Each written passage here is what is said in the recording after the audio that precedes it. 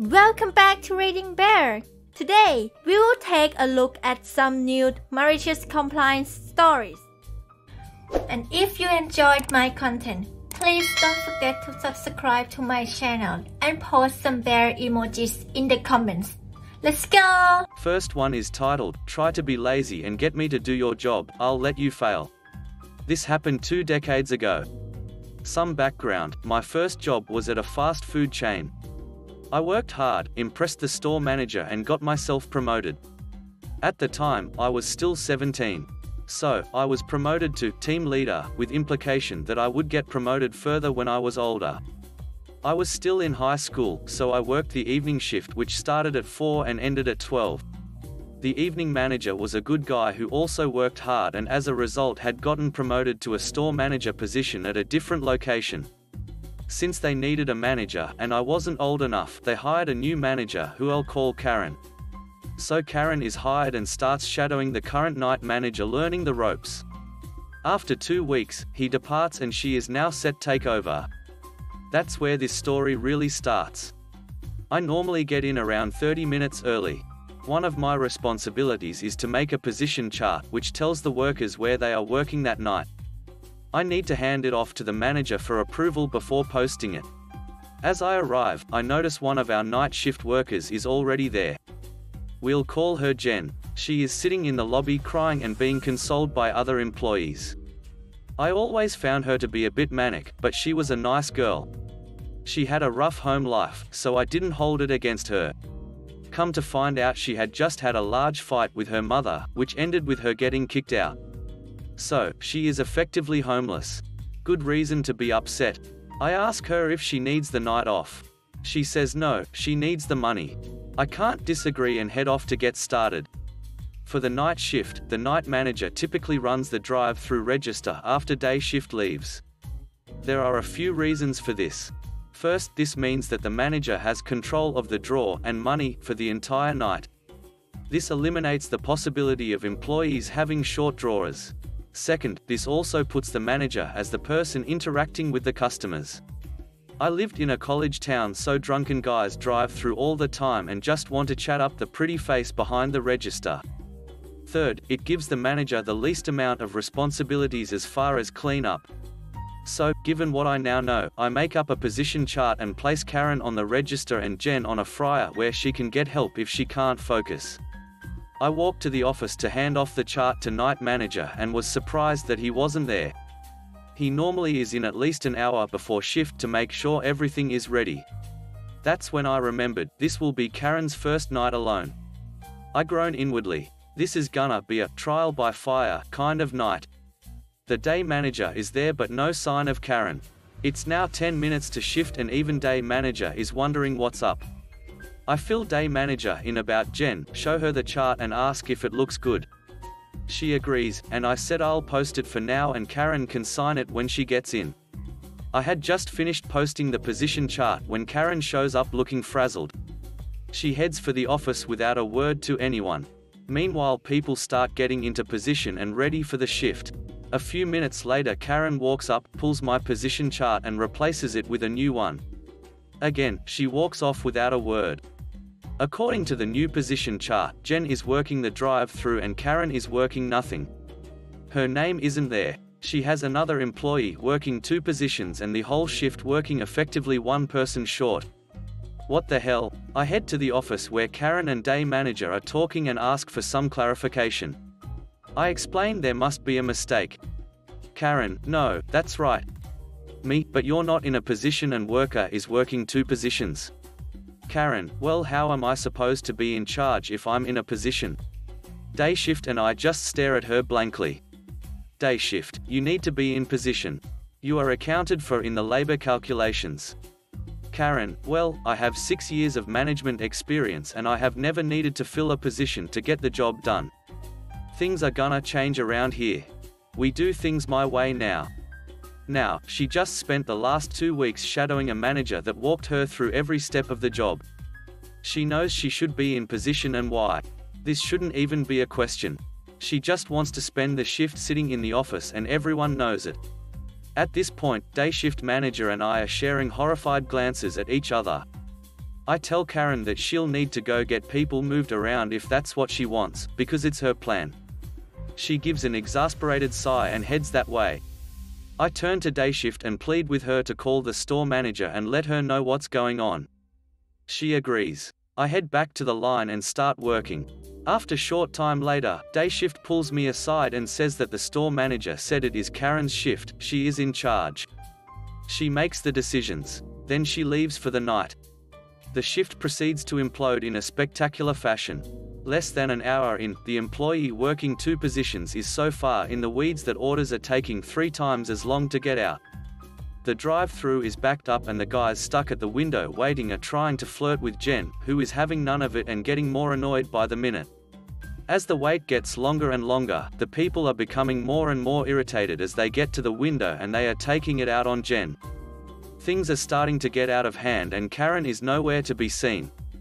I go to the office to let her know we need help and find her watching a portable TV. I start to tell her what's going on and she cuts me off. She tells me get back on the line, do my job and stop bothering her. I was about to try and explain when I just thought, you know what, screw that. Cue malicious compliance. I turned, walked back to the line and watched the situation unfold. 30 minutes later, a car at the window is giving Jen an earful about how long she has been waiting. She calls her worthless and Jen goes off. She takes the large strawberry milkshake next to her, chucks it at the lady and calls her a fat ugly idiot. The lady and the inside of her car are covered in pink goo. Everything went so silent you could hear a pin drop. Then the lady starts screaming. Jen closes the window on her and walks calmly to the back. The lady peels around the front and comes in the front door screaming for a manager. I go and knock on the office door. Karen appears looking upset and annoyed. She tries to snap at me, but I tell her she has a customer at the front asking for the manager. Karen rolls her eyes and heads towards the front, oblivious to the storm that is waiting. I went and found Jen huddled in the back crying again. I tell her to get herself together and head back to the front when she is ready. I head to the line where the now purple-faced lady is screaming at Karen about dry cleaning and upholstery cleaning and I want that girl fired. At this point, I can see that Karen has finally realized that things have gotten way out of control. She is trying to calm the lady down, but she is having none of it. Eventually, Jen comes back to the line and lady starts in on her again, calling her all kinds of nasty things. Karen just stood there and let the woman berate her. Jen just kinda deflated in front of us. Watching her crumble like that just broke something in me. I walked over to Jen and said, just quit. You're better than this job. And you can do better. She looked up at me for a moment, and then smiled. She lifted her chin, walked to Karen, said, I quit, handed her name tag to her and walked out. Karen started apologizing to the lady who now seemed slightly mollified. Then, Karen started bad-mouthing Jen to her, saying how she was a terrible employee and how we were all happy she was gone. That's when I decided I was better than that job, too. I looked at Karen and said, the only terrible employee here is you. And I walked out. 2 other employees walked out right behind me. We all met with Jen in the parking lot and went to an IHOP where we sat and speculated on how Karen was getting along. Jen told me that was the first time in her life anyone had ever stood up for her. The next day, I got a call from the store manager asking for an explanation. Apparently, Karen had struggled the entire night with service. Afterwards, she had been there most of the night trying to clean and prep for day shift and had done a poor job. The story she had given the store manager was that Jen and I had planned everything with the intent to set her up because we didn't like her and wanted to see her fail. Karen had basically blamed the whole incident on Jen and I. The store manager told me she was investigating to get all sides of the story. So I told her. A few hours later, she called again and informed me that Karen was no longer employed and asked if I would be coming in that night. I asked if Jen was getting her job back. She said no. The whole shake debacle wasn't something she could overlook. I said then my answer is no. She was surprised. She tried to negotiate with me. I told her my price was Jen getting her job back. She said she couldn't do that. And that was that. If you're wondering how Jen turned out, I married her. We are very happy and have 4 children. Next one is titled, "You'd like to cancel your services because you haven't given me any time to actually investigate your complaint?" Okay, sir. So about 5 years ago I was working for a cable, home phone, ISP company in a support for frontline staff role. Part of this was faking being a supervisor so the actual supervisors don't have to be verbally abused. Garbage system, I know, but what can you do? Well, I get a call from a frontline person telling me this guy, let's call him Kyle, has asked to speak to someone about his 3 rental properties. I take the call and get on the phone with the guy. Me, "Hi there, thanks for choosing corporate drone speak intensifiers." Kyle, "Yeah, you said that I wouldn't have to pay for long distance on these 3 accounts." Me, "Oh well, let me go have a look at the notes on the accounts and..." Kyle, "No, you will cancel my services at all 3 places." Me, "I just need to look at the notes written on your account too." Kyle, "No, you won't. If this is the service you are providing, just cancel them all." Begin malicious compliance. I need to make sure he is in fact the guy who can cancel these services at all 3 accounts. I ask him when he would like the services to stop. Kyle, "Why are you still asking me things immediately?" Me, "Okay sir, I just want to make sure you are asking to me cancel all services, phone, cable, and internet." Kyle, series of swears, "Yes, all 3 services at all 3 places." Now I should point out that it was pretty close to midnight, and these places being rental properties on a Friday night probably had people living there. Also, it didn't seem that he lived at any one of them. So I went about going through each of the 3 accounts and shut down the services, the phone, the cable and the internet.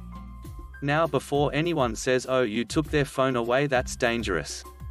Well, you can plug a phone outlet into anywhere, and even if it doesn't have service you can still call emergency services. I went through and told the system to shut everything down. It also gives us the option to immediately stop the services from working. So I told it yes. Now this meant that everything stops at the properties at once. Everything, immediately. Watching TV, not anymore. Looking at memes? Nope. Oh, were you making a phone call? Not anymore. I can only imagine the series of panicky texts and cell phone calls that guy had that evening because everything was shut off. The next time I was at work, I checked the notes on these closed accounts only to find that the tenants had called in and were told the services were cancelled. Followed by notes from an actual supervisor, because if you get loud enough the real soups have to do their job, that said after reviewing the call Kyle had with me they felt I did exactly what the customer had asked and there was nothing else we would do. Turns out Kyle was mad at me for following his directions and then got his tenants to call him enraged after midnight about how nothing they had was working. Next one is titled, "I warned my supervisor it was a bad idea, he told me to do it anyways, costing the company quite a bit of money." I work as a field technician and my job is to go to various commercial locations and install or repair networking equipment. So about 2 months ago they sent me to this site where I needed to drill a hole through a concrete wall. I wasn't able to do it, despite going to the store and picking up new drill bits rated for masonry. I hit rebar and couldn't make any progress. I notified my supervisor, we'll just call him Bob, and he told me to continue drilling. I protested, claiming that there's no way my handheld power drill can do it, but no. Do it anyways. So I did. I drilled and drilled and drilled. I made no progress in about 45 minutes until I got a text from Bob. "Hey, how's it coming along?" "Not too well. We might have to reschedule. I've been trying to do this for over an hour and no dice." I sent him a picture of the hole in drilling along with a picture of several extremely damaged drill bits. He gets mad at me claiming that I'm not doing it right, to which I respond that I'm doing exactly what he told me to do and that I warned him it wouldn't do anything. So reluctantly, he agrees to reschedule, but I make it very clear to him that this hole needs to be drilled by someone with better tools. He agrees and says he will have someone out there next week to finish it. A month later I get the work order for the same site. I arrive and see the hole still there, and upon closer inspection, it's still not finished.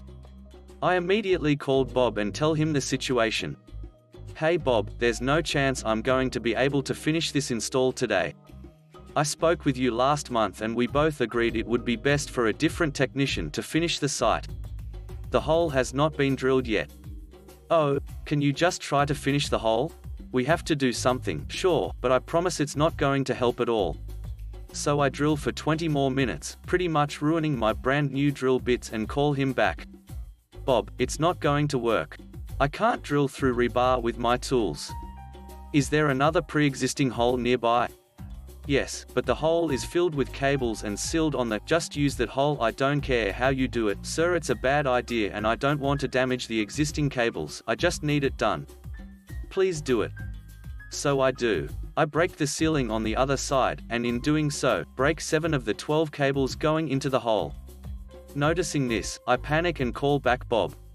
I've got bad news. I broke the seal off the hole and in turn, broke 7 cameras. Bob didn't say anything for about 40 seconds before, are you able to rerun the cables to the camera? There's at least 5 more cables in that hole, so unless you want me to break the rest of them, and spend several more hours fixing it, then no. Well, we have to fix it, no matter what. I won't be able to do it alone, and some of these cables are routed through the ceiling, which is way too high up for my ladder. I need a scissor lift to reach it, not to mention the client is now upset with me. Okay, how much time do you need? There is absolutely no way I can get this done today. So you can keep me at this site and pay me to sit around, or you can reschedule and actually fix this.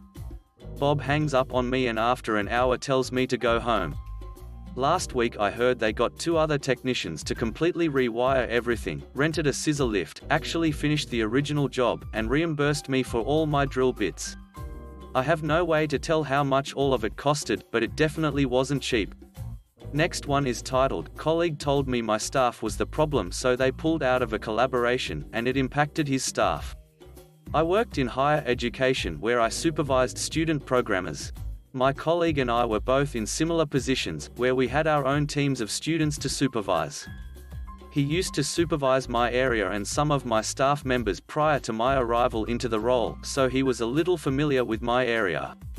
For context, our student programmers put on events for other students, and part of the expectation was that the students would be limited to only one collaboration event for the semester. They submit their events for review electronically, and me being new to the role, I was still learning. One day, we have lunch and he shared with me he thought my staff was collaborating too much on events. I told him if that was the case, let's address it as a reminder for all of our staff. Mind you, we were at lunch, so I didn't have time or the means to check if my staff really did collaborate too much. He then rebuttals that no, it's just your staff. So I sit there dumbfounded and tell myself I'll look into it later. When I do, I find out my staff is collaborating, but it's with his staff member. Even more so, it's his staff member that is putting on the event, submitted the event proposal, and my staff members were listed as additional helpers. They have no other collaborations. So, I have a quick chat with my staff that my colleague is concerned about their collaboration and encourage them to look at doing a different event. Needless to say, my staff pull out of the collaboration, which impacts his staff member, so then he emails me demanding to know why my staff pulled out because now his staff member has to solo the event. I reply back with, I'm sorry your staff member is impacted. After our discussion about my staff doing too many collaborations, I guess my staff members really took it to heart and tried to do less collaborations. Needless to say, he never talked to me again about what my staff was and wasn't doing. Last one is titled, You Want Screenshots of Problems? You got it. I work in a clinical setting as a provider. In 2019 I was asked to join the working group to find a new scheduling and medical records software platform for our network of clinics. To make a long story short, this vendor has not delivered on their contract obligations. The software doesn't perform as it was demonstrated, features we were sold don't work, and whenever we submit a ticket for something that's broken we are told, just don't do that anymore. One of the biggest problems is that they demand screenshots of everything, and even video capture of errors happening. Without photo documentation of a bug, they just tell us it doesn't exist and close the ticket. Our account manager made it clear that they won't even look at a ticket without a screenshot, even if we provide the error code. The last year has gotten so bad that we've brought in a specialty team from our parent organization to manage our vendor and document all the ways they are falling short on the contract. Our account manager blew off the handoff meeting, just didn't log in. I sent an email to him and CC'd everyone on my team and the big corporate team, asking him what happened. It's unusual for them to blow off meetings, but it's not unusual for him to gaslight us about what happened or talk without ever answering a question. His denial of reality got so bad that we had to have 2 people in all meetings with him just so it's not his word against one of our staff. This is costing us huge amount of lost productivity over the last year. His reply to my email was true to form. We had a meeting? I never got an invitation. Yes, you room temperature lump of tofu, it's the same goddamned meeting we've been having weekly for the last year. Well, you want screenshots of everything? You got it, chuckles. I replied to everyone involved with screenshots of all the meetings, his RSVP saying he would attend, the email confirmation of the RSVP, time-stamped, and screenshots of the meeting for the following week with the date, time, platform, and his RSVP to that one too. All annotated with red circles and arrows and leading with, as is customary when addressing problems with vendor, I have included screenshots of the problem. I know it wasn't very professional and pretty passive-aggressive, but duck it, it needed to be said. He then blew off the following meeting and tried to use the same excuse. Well, time for more screenshots. This time I included screenshots of the previous email of all the screenshots and the conversation where I confirmed the second meeting, plus notes from the phone call about the meeting date and time. Remember, everyone got the same messages from him confirming the second meeting. Now the big corporate accountability team is upset with him for wasting about 12 man-hours of time blowing off 2 meetings and lying about it. They indicated that this entire exchange with the screenshots will probably be taken to our vendor's CEO. Our corporate team had questioned whether we were exaggerating in our reports about their duck-ups, but now we have the benefit of the doubt and our vendor and account manager is properly screwed on this contract. Thanks for listening.